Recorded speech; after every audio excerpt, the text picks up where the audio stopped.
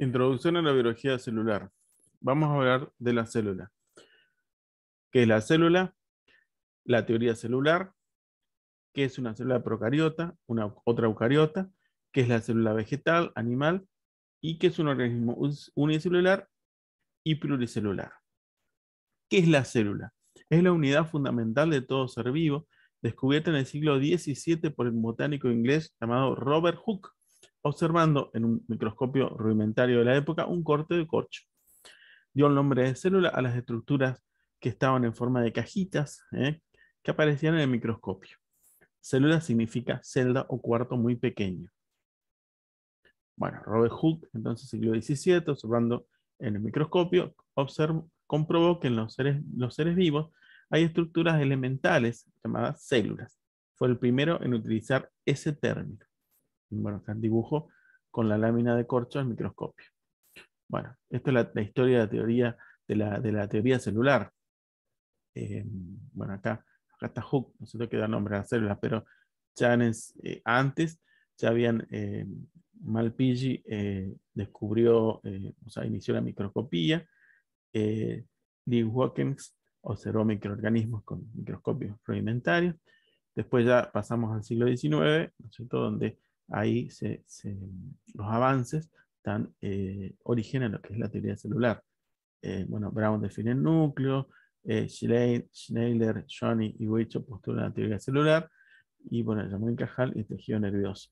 Finalmente, en el siglo XX se perfeccionan los microscopios.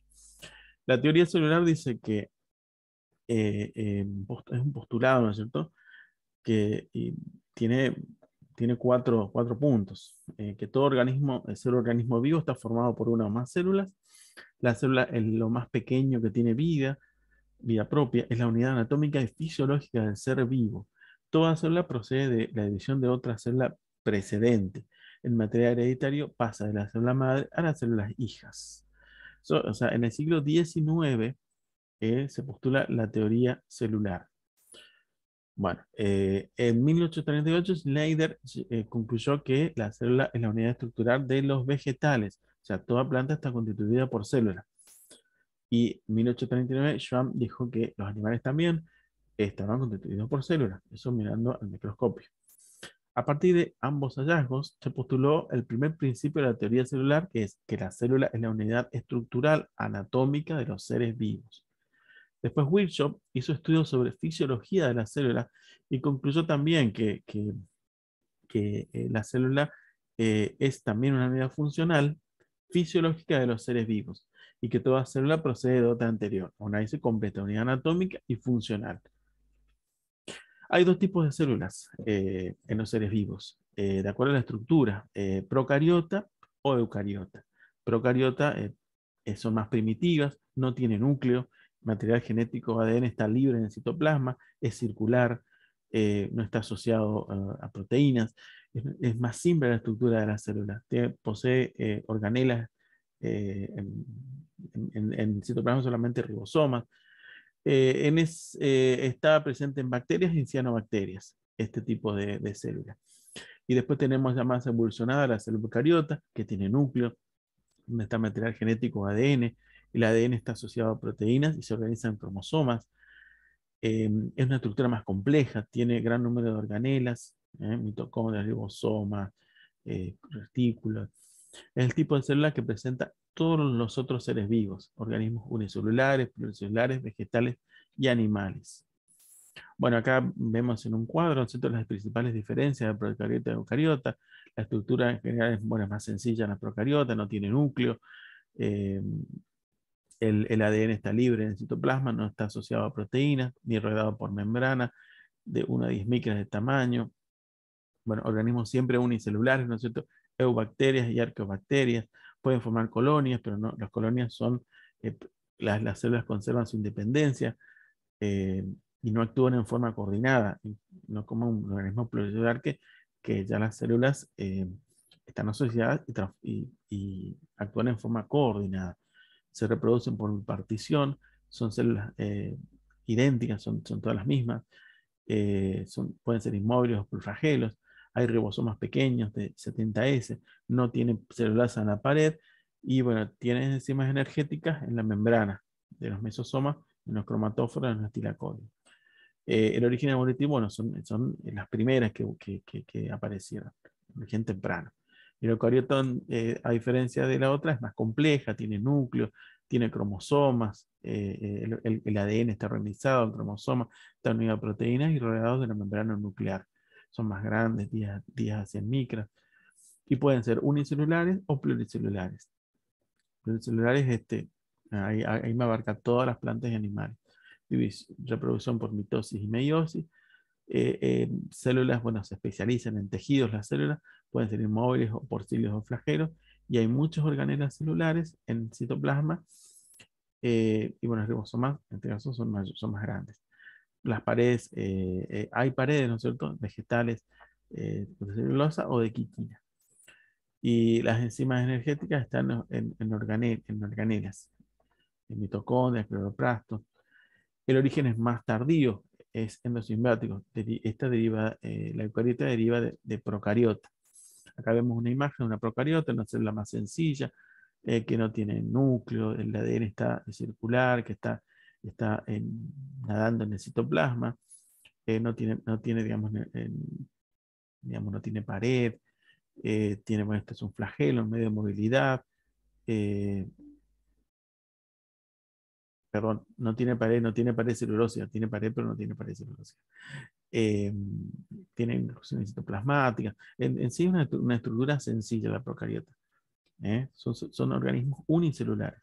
Y después las eucariotas pueden ser las eucariotas vegetales o animales.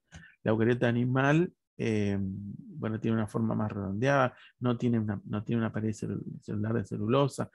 Los organelos son prácticamente similares. En cambio acá en las vegetales tiene cloroplasto, que ahí digamos, son organelas que intervienen en la fotosíntesis. Cloroplasto, en los vegetales, en los animales no. Los vegetales tienen pared celular, pero si vean que todos los dos tienen núcleo, por eso son eucariotas, vegetal y animal. Bueno, acá vemos animal, que tiene el núcleo, y organelas, que vamos a ir viendo en el transcurso de las clases, los tipos de organelas. Y la vegetal, ¿no es cierto?, la característica esta, pared celular. Y estos son los cloroplastos. Cloroplastos que intervienen en la fotosíntesis. Bueno, diferencia, tipo de células eucariotas, animal y vegetal. Membrana plasmática, la célula animal puede tener un glucocáliz, un revestimiento, lo veremos después. No tiene cloroplastos, tiene centríolos, que son organelas que intervienen en la división celular. Bueno, las formas diversas según la función, la forma realmente lo da el núcleo. Tamaño menor que la vegetal, abundante lisosoma, pequeñas vacuolas, son organelas donde hay almacenamiento de sustancias. El aparato de Golgi está agrupado y bueno, puede tener cilios y flagelos. Y la vegetal, bueno, la membrana plasmática tiene una pared de celulosa. Esa es la gran principal diferencia. Tiene cloroplasto. ¿Por qué? Por la fotosíntesis.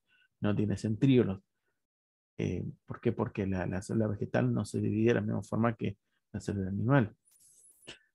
Son poliédricas, le da la pared celular, mayor tamaño que el animal, tiene menos abundantes los lisosomas, que ahí hay enzimas, vacuolas más grandes y escasas, hay mucho almacenamiento de sustancias.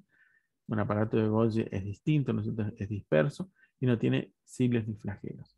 Eso es son características distintivas. Bueno, de vuelta. Es la misma diapositiva, pero para ver las diferencias. La célula eucariota animal y célula eucariota vegetal. Recordar, la célula vegetal tiene una pared celular, además de membrana, y tiene cloroplastos, responsables de la fotosíntesis, y no tiene centriolo. Esas serían las tres principales diferencias entre célula eucariota animal y vegetal. Bueno, después hablamos de organismos unicelulares y pluricelulares. Los celes unicelulares son los más sencillos. Están formados por una sola célula.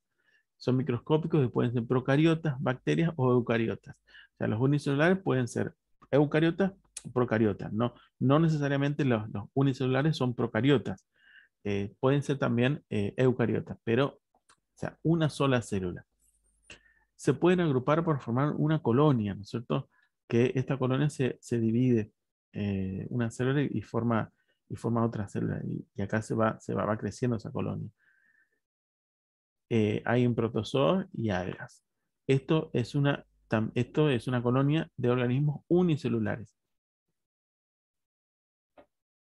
Y después los pluricelulares están formados por gran número de células y aparte las células están diferenciadas, o sea, cada uno tiene su función. Cada forma celular realiza una función específica.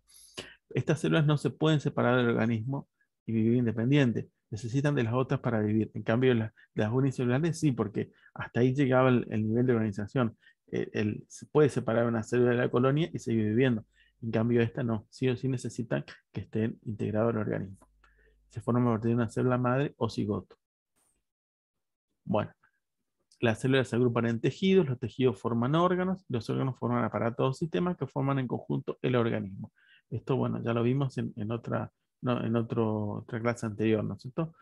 Em, Esto para ver, digamos, desde partiendo de una célula, tejido, órgano, aparato y sistema, hasta un organismo. Siempre, palabra clave acá, que todo, cada nivel, digamos, de organización trabaja en forma coordinada para cumplir una función. O si no, no sería tejido, no sería órgano, no sería aparato de sistema, si no hubiera una coordinación. Bueno, acá tenemos finalmente para verla desde partículas subatómicas, átomos, moléculas, organelas, células, órganos, sistemas, tejidos, organismos. Esto para ver desde el nivel de organización. Y eso sería todo.